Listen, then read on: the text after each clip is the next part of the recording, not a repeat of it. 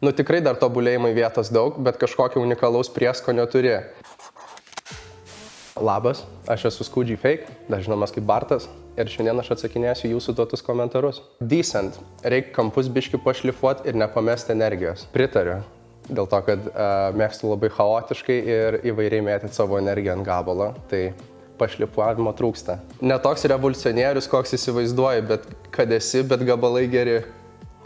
Aš tikiu, kad aš ne vienintelis revoliucionierius, bet man dar neteko kol kas susipažinti su kitu.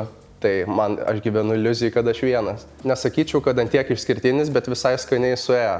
Džiaugiuosi, kad pakankamai išskirtinis, kad gerai suėjo. Kažkas kitokio. Nu tikrai dar tobulėjimai vietos daug, bet kažkokio unikalaus prieskonio turi.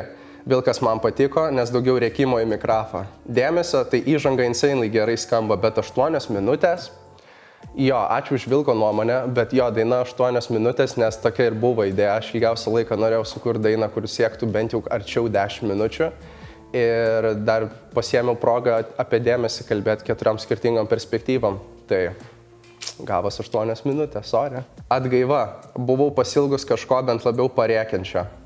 Džiaugiuosi, kad patinka agresyvesnė pusė, nes labai daugumai nepatinka. Tai būtent dėl tavęs ir bus kitas albumas pilnas rėkimo. Taip, be šitų komentarų, taip pat norėčiau priminti, jog vis dėlto pasirodysiu kartu su kitais nuostabiais atlikėjais APD Feste, kuris vyks birželio 21 Kaune.